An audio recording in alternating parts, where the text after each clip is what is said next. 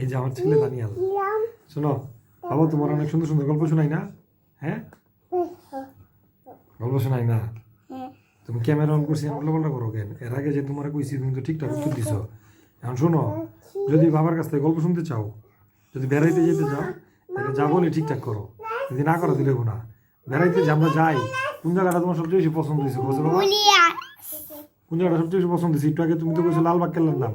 তুমি কি লালবাগ কেল্লায় আবার যেতে চাও? লালবাগ কেল্লায় আবার যাবা? এরকম তো বান্দর ছেলে দেখছি না, ক্যামেরা অন করলে উল্টো পাল্টা করে, ক্যামেরা বাদ দিলে ঠিকঠাক করে। আচ্ছা শোনো আব্বু, আচ্ছা একটা গল্প বলছিলাম, তোমার মনে আছে? একটা মহিষ আর একটা ছাগল মাঠে খাইতেছিল। তারপরে তারপরে একটা বাঘ পিছন দিয়ে আসতেছিল, কি করবে, মহিষটাকে খাইয়া ফেলবে, বুঝছো? পরে ছাগলটা আছে না, ছাগলটা মহিষটাকে বাঁচাইছে, বলছে যে এই তোমার পিছনে আরেকজন আইনে এটা ফেলাইছে। ক্যামেরা তো ধরো না, তুমি কি শুধু এটা?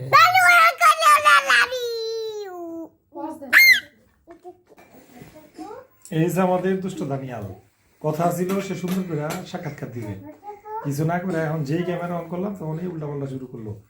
দেখেন কি করতেছে, এটা আমাদের ক্যামেরা কি, এটা স্ট্যান্ড, এটা ক্যামেরা স্ট্যান্ডে উল্টায় ফেলা, এখন সে কি করতেছে।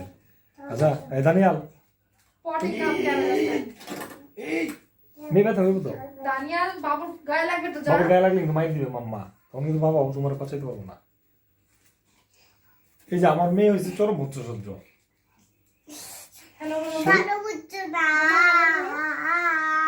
এই যে তোমাকে দেখা যাইতেছে, দেখছো? বলো হ্যালো। কিছু বলবো না, এখন তবদা লেগে থাকবো।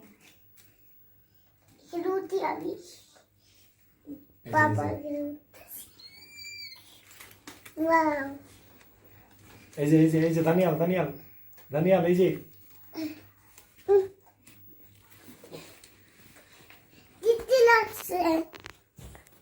নাভি